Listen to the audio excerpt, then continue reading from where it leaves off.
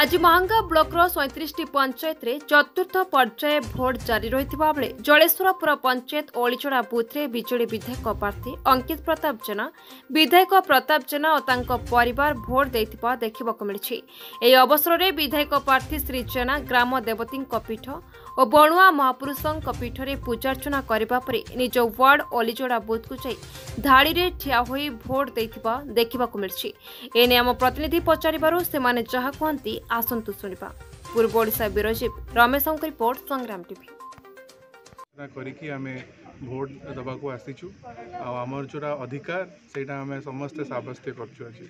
केमति लागु जेठी व्यवस्था केमति देखुचंती आपण भल व्यवस्था अछि टिके गुळुगुळी अछि ता सत्वे मध्ये समस्त वोटर की भोट दबाको समस्त लाइन रे ठिया होई भोट दबाको आछंती। समस्त बहुत बहुत धन्यवाद मध्ये जणा। साधारण लोक कोन अपील करिवे निजर भोटटा निज समस्त को अपील करिवे कि एटा होची आपण मानकर अधिकार जोटा भारत वर्ष संविधान आपण को देइची।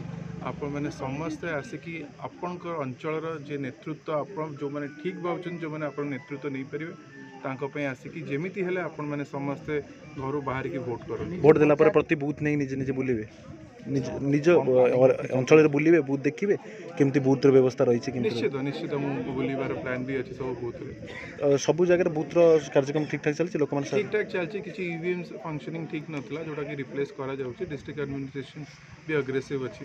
परिवार सहित पूजा अर्चना करी घर बाहर भोट देले केमति लागला कोन केमति व्यवस्था रही सर देखंतु सबु लोकंक मन भितर गोटे कथा कि गोटे दल बहुत कथा कहूँ काम कम करुछि आउ नवीन पट्टनायक कथा कम कहउचंती आउ काम बेसी करूचंती।